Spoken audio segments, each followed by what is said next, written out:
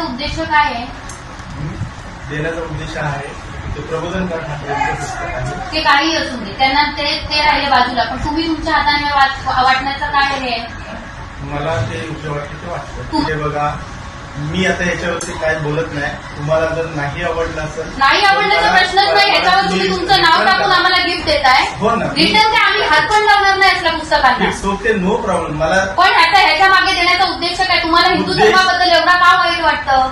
मला काही वाईट वाटलं मग का दिलं तुम्ही आम्हाला हे? ते पुस्तक लिहिले त्यांनी पण तुम्ही पुस्तक ते आले का? प्रबोधन ठाकरे आम्हाला द्यायला आले का पुस्तक? नाही आले ना. मग तुम्ही का दिलं आम्हाला हे पुस्तक? आमच्या लोकांना हे गिफ्ट म्हणून का वाटलं? तुमच्याकडे एखादी वस्तू नव्हती का वाटायला?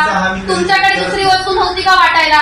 मी तुम्हाला भगवद्गीता देते, तुम्ही इथे बसून वाटणार ना? घेणार ना? तरी पण मी हे नाही घेणार, कारण त्यामध्ये भगवद्गीतेमध्ये चांगले सुविचार आहेत. ह्याच्यामध्ये सगळं हिंदू धर्माबद्दल वाईट लिहिलेलं आहे.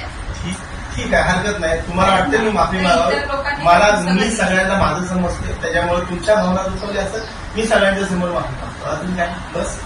आणि मला तुम्हाला एक एवढं सांगायचंय, तुम्हाला हिंदू धर्माबद्दल एवढं आहे ना, हिंदू धर्मावाल्या मुलींकडून तुम्ही स्टँडअप घेऊ पण नका. चला.